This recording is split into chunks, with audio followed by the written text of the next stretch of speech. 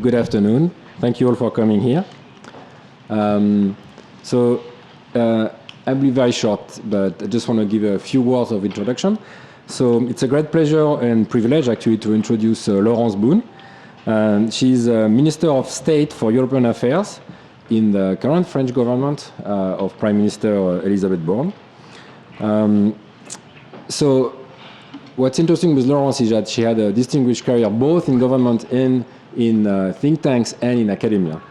So you will see that in her in this brief introduction because she's been in many different places. She got a master in quantitative analysis from Paris-Nanterre and then a PhD in economics from London Business Schools. And then, as I said, she worked both for private sector companies and for government and as well as intergovernmental bodies. So she's kind of, if you think about it, for the private sector, she's the chief of the chief economists. She's been chief economist of so many places, it's just like hard to remember. So she was chief economist for Barclays Capital in France, second half of the 2000s. Then she was European chief economist for Bank of America Merrill Lynch from 2011 to 2014. And then she was again chief economist for the insurance giant AXA from 2016 to 2018. So that's kind of the private sector side, summarized. On the more like government side, she was the advisor of President Hollande, where she took the portfolio of the previous advisor of Hollande, who is the current President Macron. So she was there from 2014 to 2016. And then after that stint in government, she went back to academia, or sort of, to the OECD, where she was, you guessed it, chief economist of the OECD, and then later she was Deputy Secretary General of the OECD. So as I said, she's like the chief of chief economists. If you look at her academic CV, you will see that she's written a lot on pretty much every topic which is important for the EU and the global economy. So she's written about exchange rate regimes, optimal currency areas, convergence of economic growth, debt sustainability, often in the context of European integration. That fits very well with our current portfolio, but sometimes also just globally. So I don't think there is like an important global topic that Laurence hasn't written about, and every time she writes something about these topics, her views always end up being very influential. So when I heard that she wanted to talk about the green transition, or I guess economic statecraft and the green transition, I was very happy to welcome her here. Before I give the floor to Laurence, just one thing, we have so she's gonna give a 15 minutes opening remarks, and then we'll have plenty of time for Q&A, but she has a hard deadline at 6, so we're gonna have to finish on time, because then she has to, of course, go to Washington for tomorrow. So please join me in welcoming Laurence Boone. Thank you.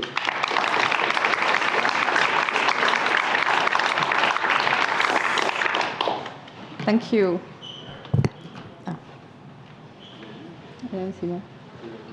Thanks. Well, I obviously haven't got a degree in technology since I forgot to open the microphone. But thanks, and thanks, Thomas, for the super kind introduction. It's actually my pleasure to be here and to be able to discuss with you.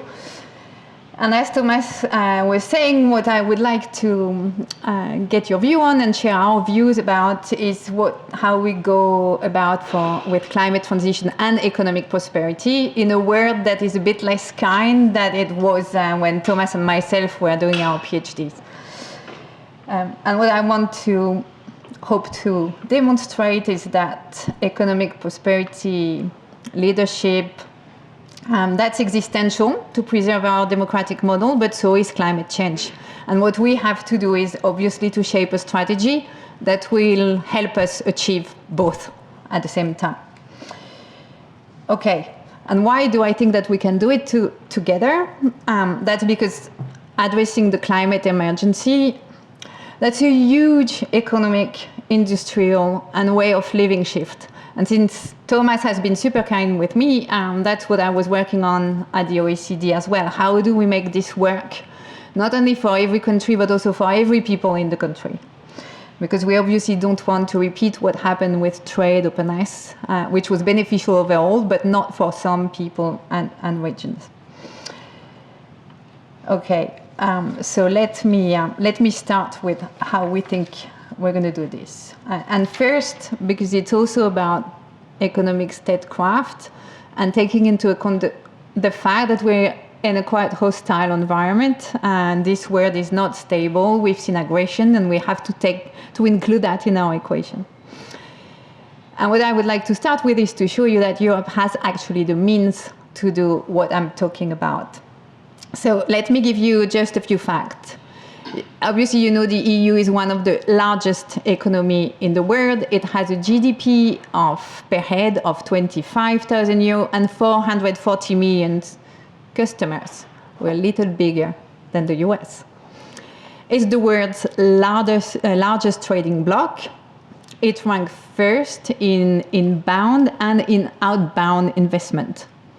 It's also the top trading partner for 80 countries. That's when I say that actually for the US, it's a little over 20 countries. So 80 and 20. And that's because the model of development of Europe has been to embrace globalization like no other country and no other region has done. But that was also possible because we were in the 90s and there was the famous peace dividend in the world, and obviously it's a little of an understatement to say that the world has changed. And over the last 20 years, we've seen a series of shocks that you know about, from the COVID crisis, which actually revealed and exposed our critical dependencies on masks, on drugs, but also on semiconductors. And semiconductors production is very concentrated in a couple of countries. Then the Russian invasion of Ukraine, that was a shock to the Ukrainian first, obviously, but also to the widespread belief in Europe that we would be living in peace on the continent forever, and that democracy could only keep spreading within Europe and beyond Europe. And obviously you know this, but I'm saying that because I think it's been a real shock to the European, and it's been a real awakening as well. We have realized, and in a quite brutal way, that we needed to be completely comfortable with the fact of being a real power, a real power, because we're one from an economic standpoint, and we are a power who wants to lead in climate change, and we can achieve it. And the way that Thomas introduced myself is very revealing of how the US would have no timidity and shyness about saying things like that, but how Europe would be a little more timid of being completely comfortable with the fact that it's big and it can influence the rest of the world. So that's what we want to do. And like just a little after a little less than a month after the invasion of Ukraine, that was the French presidency of the Council of the EU. And we took this opportunity to set a roadmap to actually achieve what I'm talking about, which is being an economic power that's a leader in climate transition, and that also know who can be partners in the world and who are less reliable partners in the world. So that's what I mean about economic statecraft. It's designing economic policies that will ensure that the EU can continue to be a sovereign power capable of securing its economic, social, and environmental model, and to spread it beyond Europe.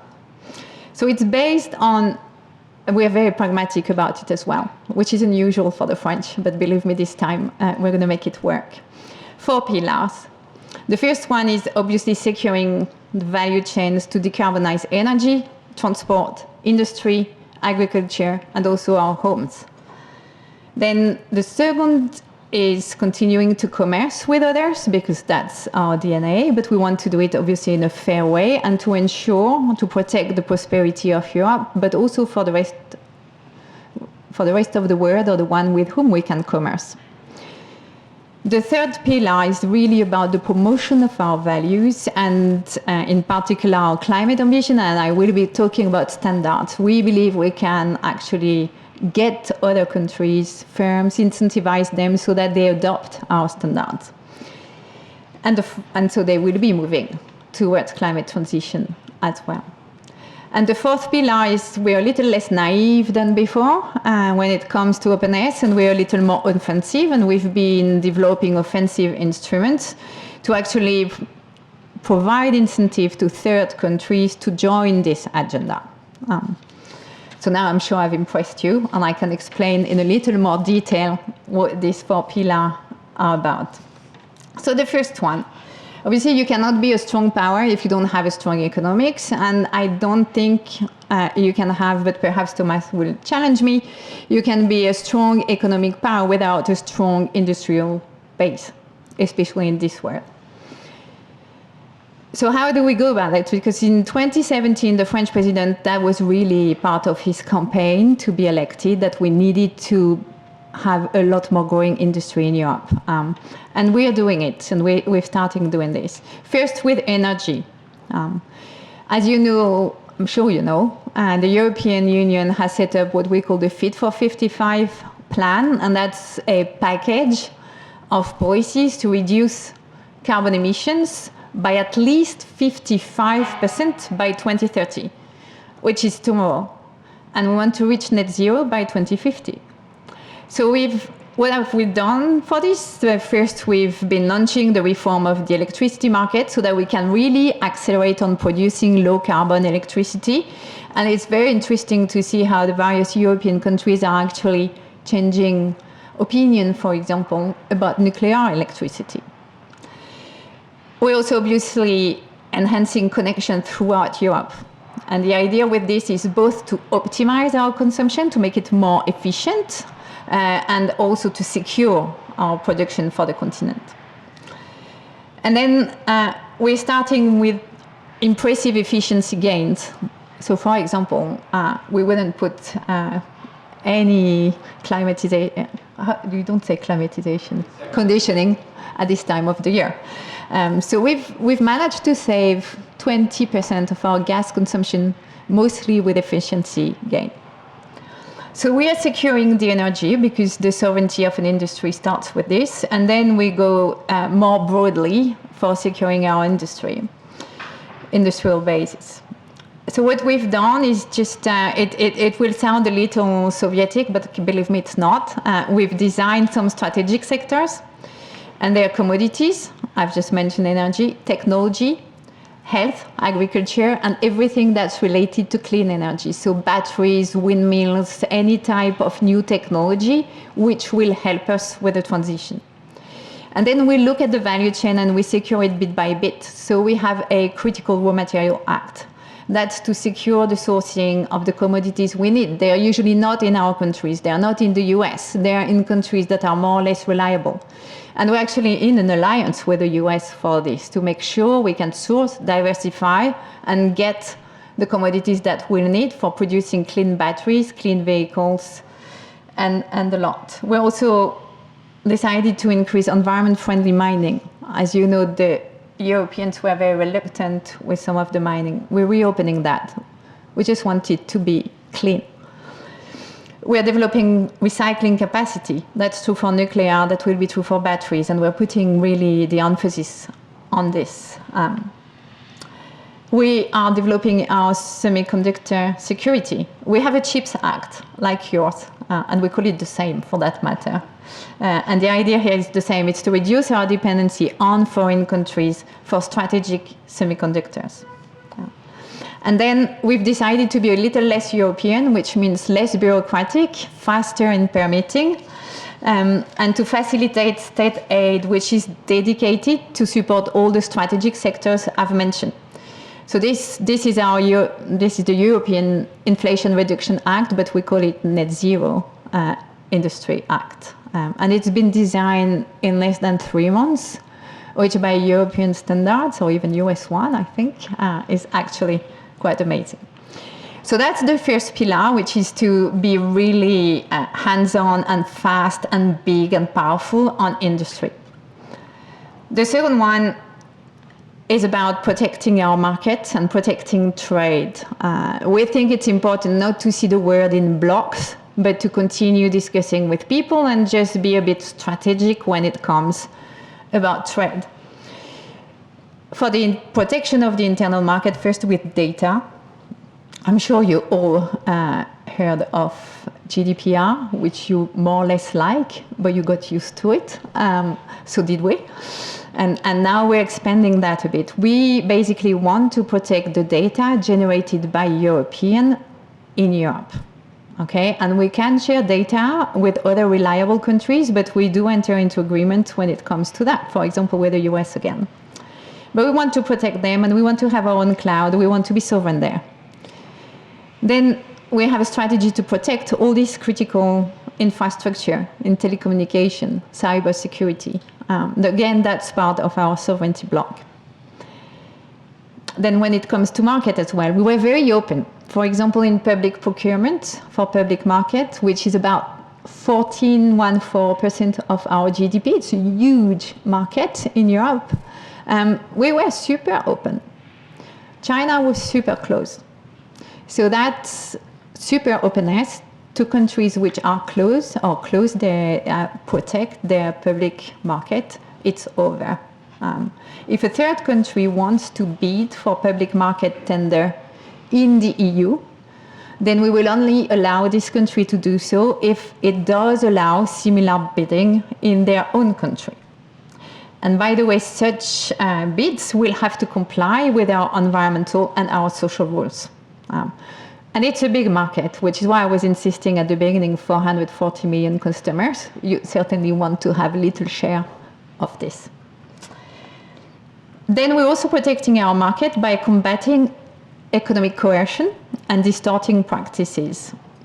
And a little more than a year and a half ago, the EU agreed on the development of what we called a anti-coercion instrument, which is basically we want to address any economic intimidation from our adversaries. If someone say, you change your behavior, you change the way you produce something, because otherwise we're gonna sanction you, we have tools to reply to that.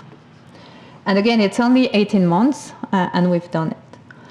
We also want to screen whoever is investing in the EU internal market, and we love regulation, as you know, so we have another one there, which is called Investment Screening Regulation that was set up in 2019, and it's providing the EU with a regulation about foreign ownership and acquisitions in strategic companies in Europe.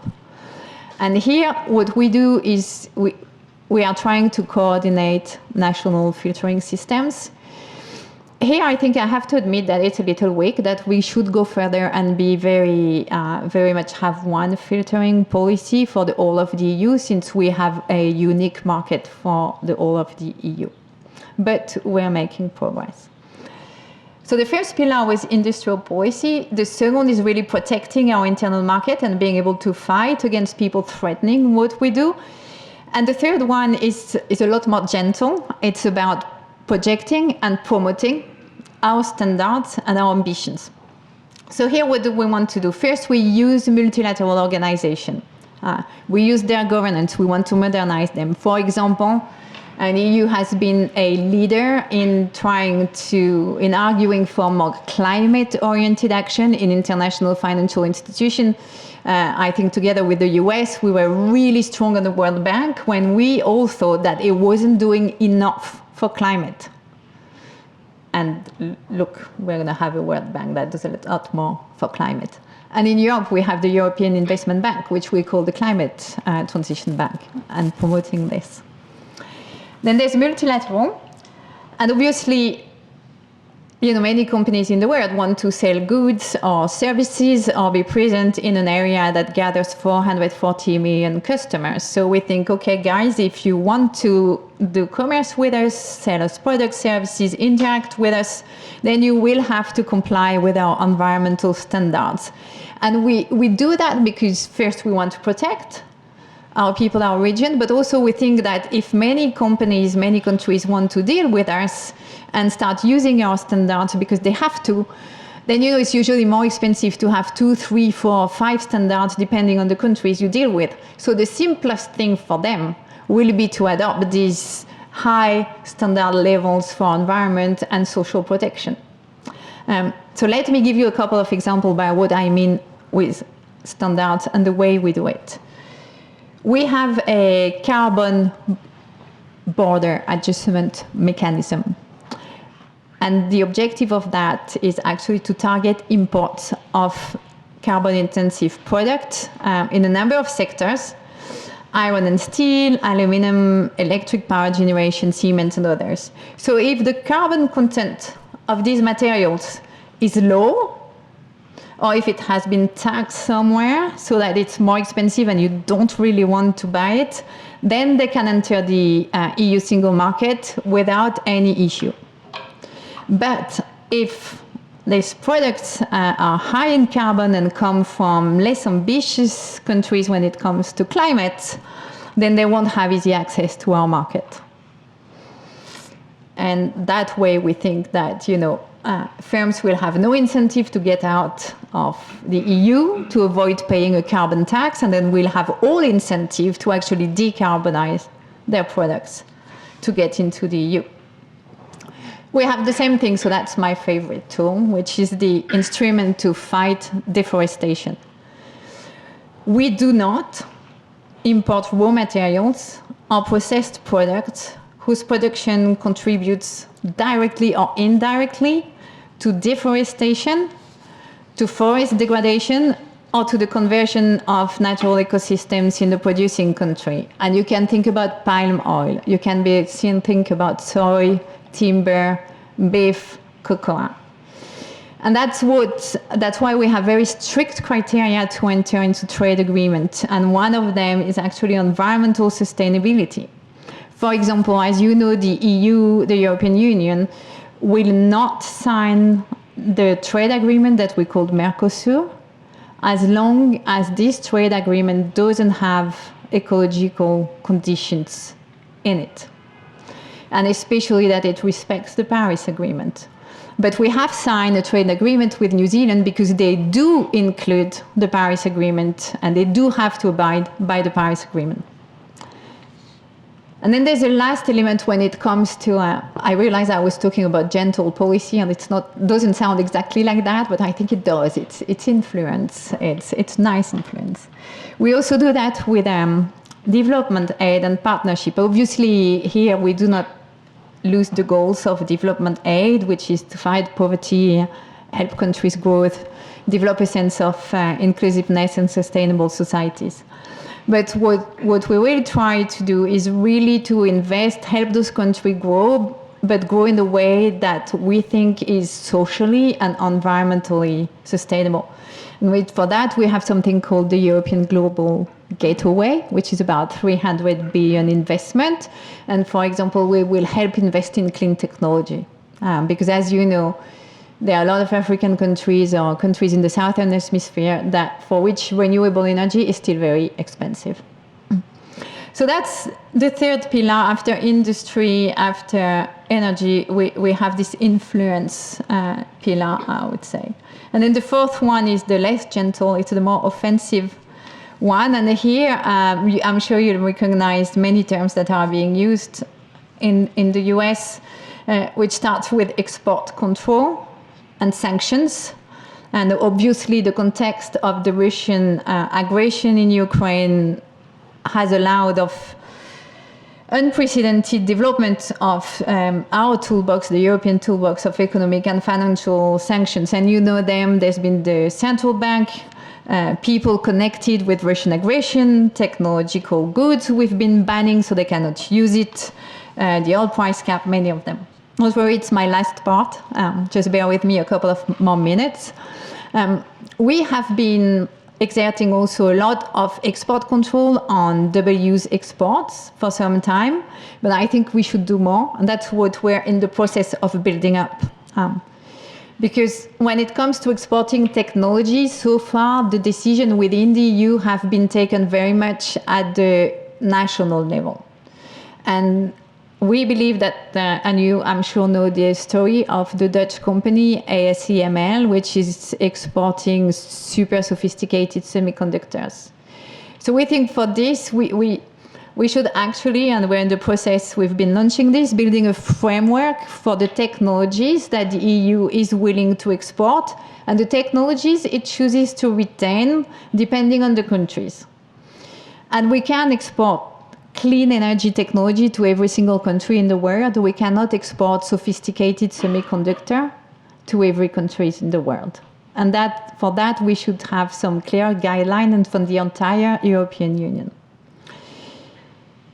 At the same time, and I think, because everything I've said before, I think is very much aligned on what the US does. At the same time, I think what we're trying to do a lot is to refrain from decoupling from certain countries.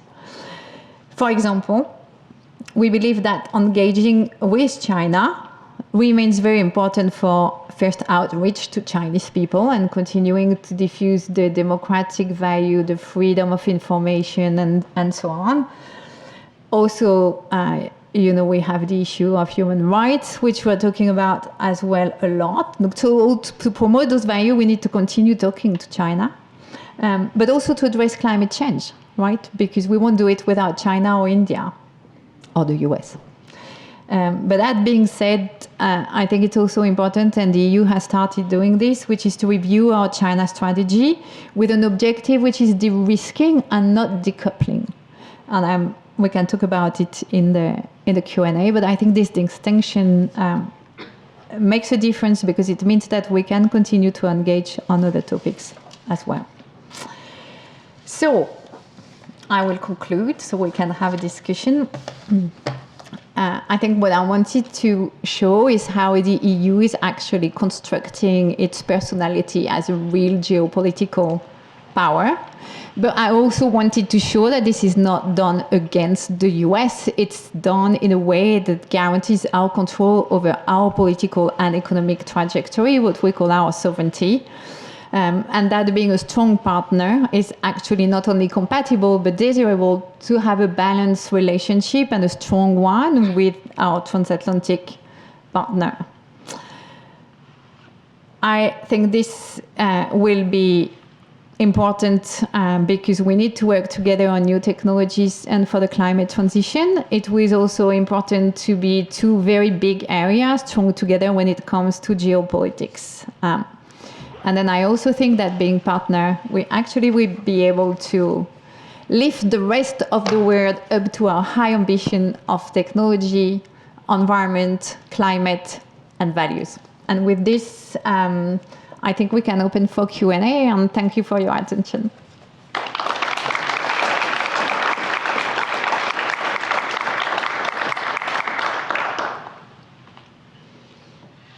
Yes.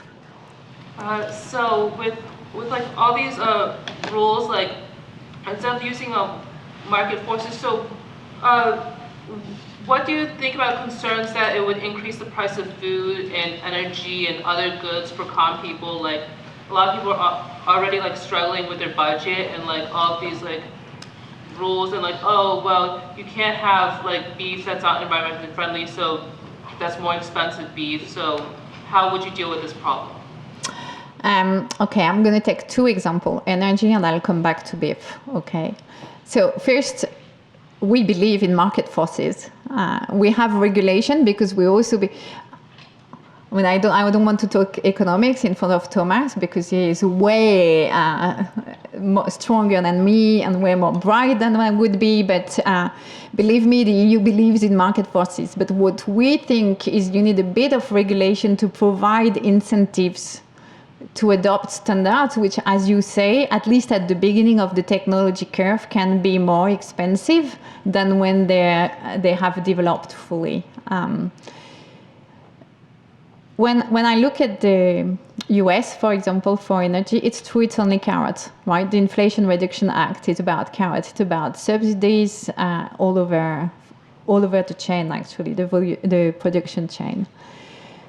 But when you provide subsidies like that and link to the fact that the business has to be here, what you're triggering is that other regions in the world say, okay, if I want some companies to invest in my country, then I need to put a subsidy as well.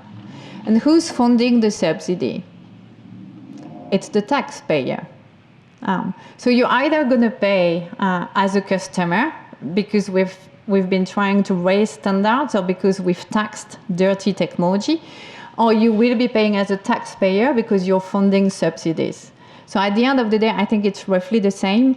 And the best thing to do is to use both carrots and stick to actually move firms in the right direction. And that's what we do. We're going to tax a really dirty or products which are not compliant with our climate objective. And that's because we believe in market forces. If you raise the price of something, then demand will decrease. And then if you put a subsidy on something that's clean, then demand will increase for this clean technology, which is what we do with our Net Zero Industry Act. So that's for energy, and I hope I've made the case. For beef, you're right, but that's about health, right? It's about the phytosanitary, it's about what you eat, what you put in your body. It's also about the preservation of the planet.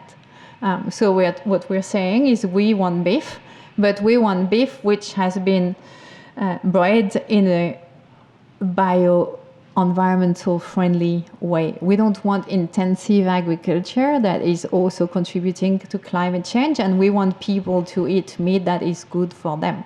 And now when we do a trade agreement, whether it's with Australia, New Zealand or Brazil, if we say that, I don't think they will be desperate about not flooding a lot of beef that doesn't comply with our standard, but they will start thinking that perhaps they can actually take care of their beef according to this standard, and people will be better off.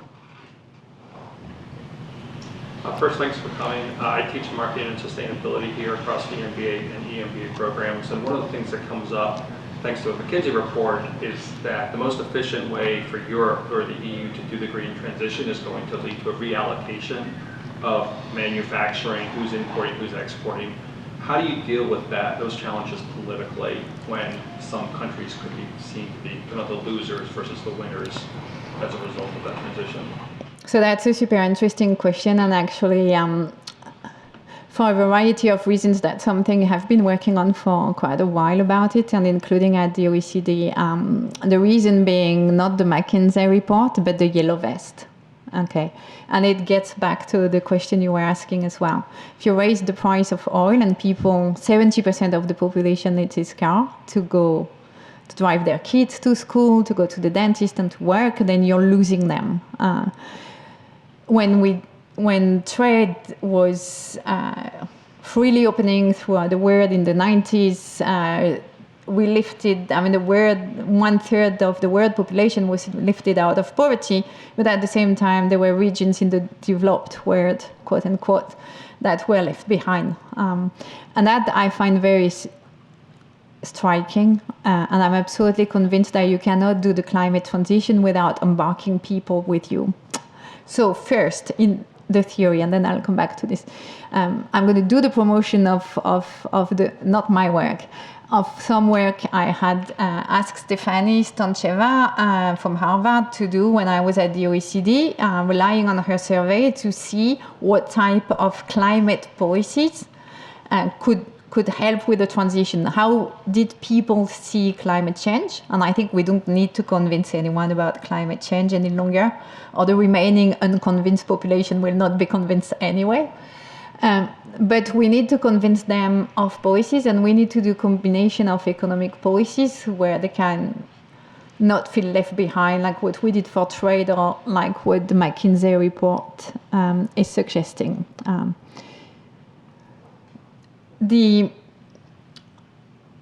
There will be a change, right? Some companies will close and others will reopen. We will need to train and retrain people with the skills for clean energy. If you were going down into a coal mine, then it won't be the same skills as to build up a windmill or repair a nuclear plant. So my view is we need to invest a lot into the changing industry, into the changing homes, and help people actually change their heating system, for example, and into people. And for this, we will need a huge amount of money, which is why I was mentioning the European Investment Bank, which was going to help us with it. But I'll give you an example of something concrete, which I find is very good at describing what we'll need to do. So that was before the war. Germany had decided to close the remaining coal mines it had in North Rhine-Westphalia. okay, this was big, right? Because it's a poor region with low-skilled people, mostly employed in those coal mines. So what did they do?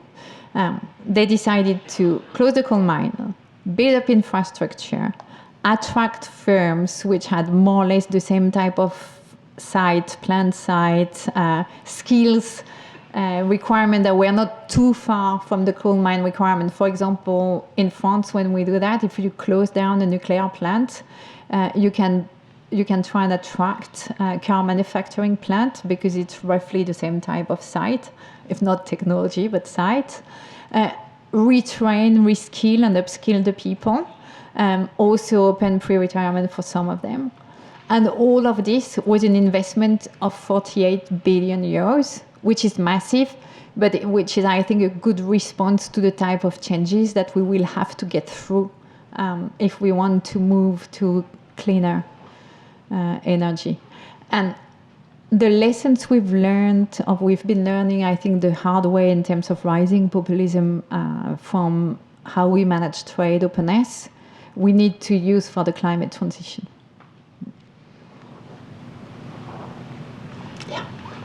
Merci beaucoup.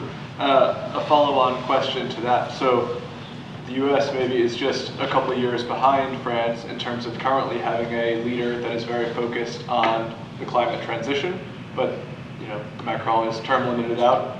Biden at the moment is not term limited out. So curious if you have an opinion on how, sort of as a follow-up, you balance these very climate change friendly policies with making sure that the country is still in general supporting them, so that you will elect another leader who shares that same perspective. I'm not saying I have the response to everything to this, but my feeling is you do have to respond to the question. It's a huge transformation of the way we're living, right? And people, I'm not sure they're ready for that. There was this example in France which raised a lot of outcry, where we say, well, actually, the average French person likes to drive a car, grilled beef on a barbecue, bad, grow lots of beef in the free space. They don't want to, you can name it, and obviously you love fireplace, or whatever. First, there are a whole lot of new democratic approaches, perspectives, like having popular meeting, popular gathering, diffusing information, talking to real people, going down, using, especially in the US, you have a lot of community spirit, much more than we have, so using that to provide information and diffuse it among the population. Then I think we have to, so perhaps that's a very European view, correct me if, and tell me if that's so, but really helping them to do it. You were talking about market forces. I completely believe in that for firms and competition for innovation. But I also believe that you need to embark people with you, because we can see the damages created by populism. You will not get people to change the way they heat their house. At least half of the population, if you don't help them. Because even, I'm sure you and me, if someone tells me by the way, I do heat my home with gas. So you have 5 years to stop that. I can, but not everyone can. So I think you need to help. You will also need a lot more people skilled with actually isolating walls, isolating windows, changing the heating system. And one of the things we haven't talked about, but which I think is super important as well, it is really the people, the talents that we need for this. And that I don't think we have invested enough. So obviously there's a shortage of human capital in the US, there's a shortage of human capital in Europe, but we are not opening our borders enough to get talented people for this energy transition enough, neither you nor us. And on this, I think we also have to reflect, and we can do that. The US, Canada, Europe, Mexico, the border of Europe, the other side of the Mediterranean Sea, because that will be helpful migration. People can come, learn, work, then get back, bring the technology and the skills that they've been learning. And this piece of thinking is, I think, missing largely from politics when we discuss. So we have a little program in the EU that's called Talent Mobility, which with my team we sort of realized was there, and that on which we can leverage a lot more. So sorry, it's a very long and self-convoluted response. Mr. Boone, thank you so much for being with us today. I really appreciate you sharing your insights. I'm an exchange student from Australia, and I'm very ashamed to say that Australia is still not part of the Paris Agreement. And so for developed and developing countries whose political state is not really conducive to really making this transition, do you think that real change can really happen from the bottom up? Or do we really need the government's buy-in to really roll out those policies, regulations, and even deploy finances to really move the needle? So thanks. It's really impressive to have a question from Australia and from you. Actually, my feeling is you need both. You need bottom up and you need top down. You need top down to provide the market incentives that we were discussing, and you need bottom up because at the end of the day, that's what we've been discussing. We need people to change and change their behavior. And by the way, I'm not talking about having a gray life without any travel, eating herbs and hitting yourself just when it's minus 10 degrees, right? I'm just talking about small changes, but if we all do them, it will be a lot better for the planet. But I think Australia has signed the Paris Agreement. What they have not done, is providing a strategy, right? Yeah. We've had 5 prime ministers over the past 7 years, so it says a lot about their real commitment to the change. Yeah, political life at the moment is kind of dynamic for everyone, so that's an interesting one. But my sense, and especially Australia is trading with whom? Australia is trading with New Zealand, with us, with the US, a little less with China. Obviously, being so close, it's more difficult. And I think that if they want to, if you want to continue trading, for example, the EU is discussing a trade agreement with Australia, they will have to abide. We're discussing not even by the COP21 Paris Agreement, but perhaps the COP28 requirement, which is raising the bar a little even further. Also, I think when people look around them, see the wildfires, the natural disaster, now they relate automatically to climate change, which wasn't the case just 5 years ago. And that will help change the behavior of many, many people. 1, 2, 3, and 4. Yeah? So to guarantee steady energy input in the electric grid, nuclear seems to be the best alternative to fossil fuels. How do you feel about countries outside the EU acquiring nuclear know-how and the inherent ramifications this has for security? So it depends on the countries.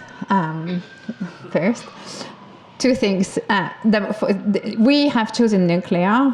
The US is also very strong in nuclear technology, but not everyone believes in nuclear. I don't think we have convinced our German friends yet that they should use nuclear electricity, right? They're betting a lot on hydrogen.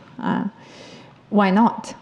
That's an innovation we know at this stage very difficult to transport. But for example, and I think that will respond to earlier question, if you take the steel industry, it's very possible to do steel clean with hydrogen on the other side of the Mediterranean Sea, and then transport the steel, which is clean, rather than the hydrogen. So we'll see, I'm saying that because we'll see a lot of innovation in the green energy field that we haven't seen just because the main regions of the world are focused on this. The main incentive and subsidies and tax credit and talents are going into this as well.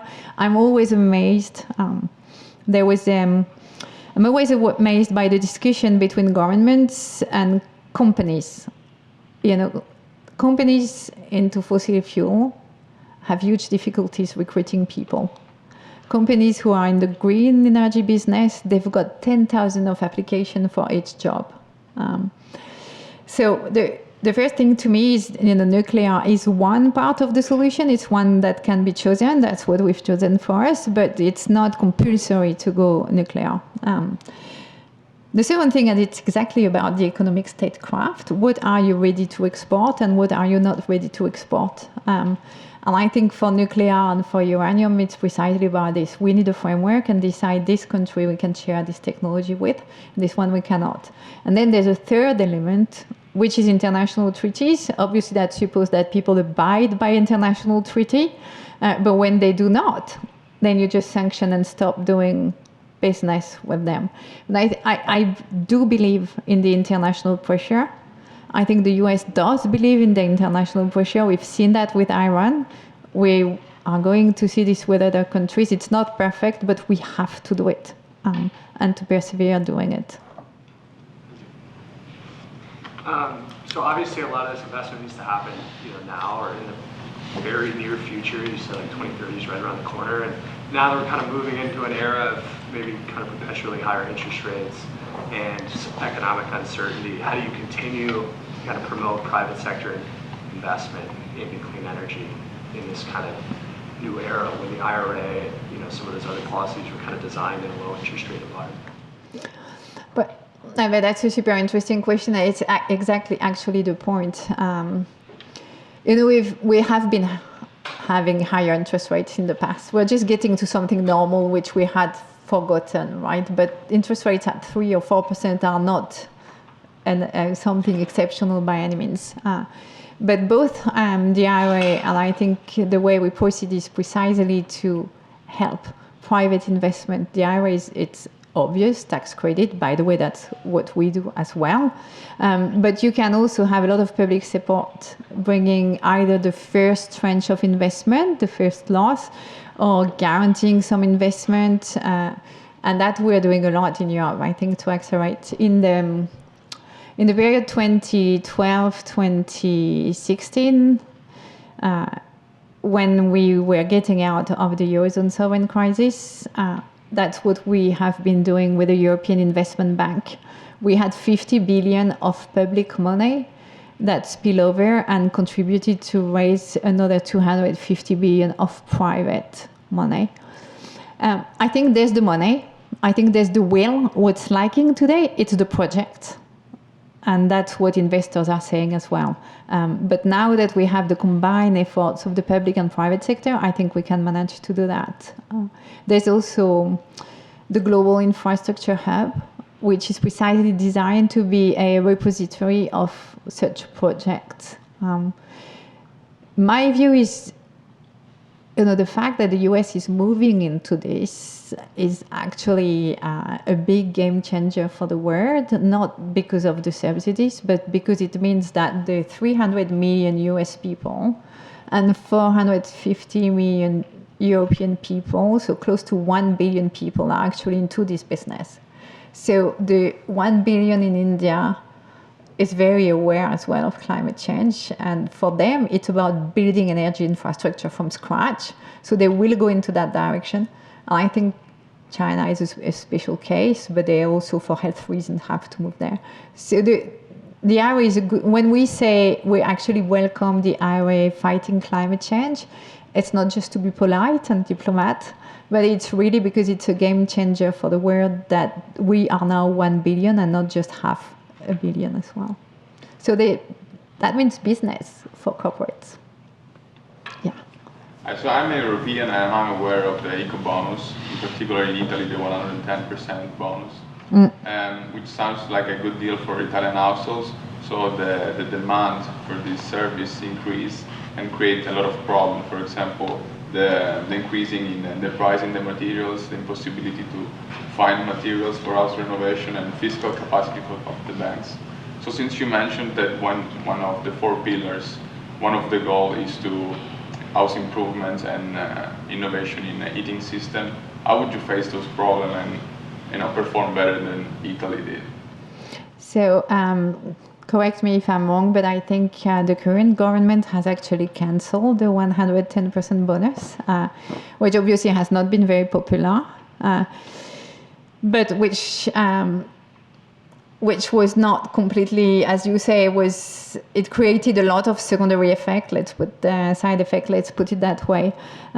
Now, what Italy is doing at the moment, which I think will be helping a lot, is discussing the recovery plan with the European Commission. So the 220 billion that was part of the European recovery plan following COVID. And they're rediscussing with the European Commission how they can allocate it to help with the energy transition and with investment in cleaner energy, as well as supporting firms, especially small ones, and also households. So I'm not sure they're having discussion this week, so obviously I cannot know and comment about it. But I think that's very important. The EU has been flexible enough to allow countries with leftover from these recovery plans to actually redirect them and reallocate them as long as it's towards those strategic sectors. You're right, it's difficult for households. We, I think, have been putting in place, for example, there's something we have called Ma Prime Rénov', which I'm not sure I can translate, but which is basically about about how to make your house more climate friendly. It's all of, I was about to say it's all of government approach, because you need to train the people to do it. You need to be able to certify that they're going to do it properly. Otherwise, a lot of people will say, yeah, I'm going to isolate your house. You get the bonus and you don't do anything. It's about having the materials. And I think, it's like any type of reforms, you need to allow time to put that in place, time to train people, and money dedicated to actually see how you can help those households which have lower means. So it's not an instant change. It's a very profound and too slow, perhaps, transformation.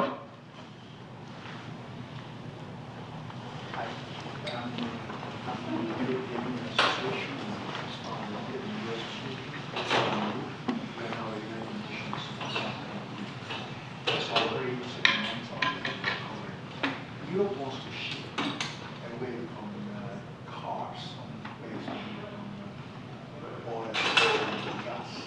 It's supposed to be 12 years, but there is some hesitation. It's going to be successful. So quickly, there is some resistance. So I'm happy to say that the EU has actually reached an agreement today. And that there will be no such cars burning fossil fuels in 2035. So everyone agreed for this. Germany is talking about e-fuel, Italy is talking about biofuels. And there is a review clause in 4 years, if I'm not mistaken, or 5, where we will take stand of how the industry is moving. And I think it's super important that we have reached this agreement, because we're providing huge visibility to the car industry, and it started actually a few years ago. So, for example, the French firms were complaining when there were discussions because they have been investing into the transition to electric vehicle. But this is when I speak about statecraft as well. China is producing a lot of electric vehicles, and they're producing them with massive state subsidies. Okay, we don't want to repeat the mistakes that we've done with solar panel with electric vehicles. So we have a new. We love instrument. We have a new instrument, which is an anti-subsidy instrument, where provided there is evidence, which will be provided by car manufacturers or others, that China is actually subsidizing these vehicles, we will tax them, so that the local European car manufacturer can actually compete on a fair basis. And I hear the complaints about taxation. We will also be providing, or we will be providing in equivalent subsidy to lower the prices of car. Or we will limit the quota, the number of cars from China, which are heavily subsidized and can enter the European market. But when I say there's the end of a certain naivety, this is exactly about it. We are perfectly aware of what they are doing with electric vehicle. If we don't want people to pay higher prices, we'll just limit their entry into Europe. And if in 10 years' time the industry need 1 or 2 or 3 more years, we'll give it to them. I think we have to finish because we have to catch a train now. Okay. So I want to thank you very much, sorry, and thanks for the question. It's been a pleasure. Thank you.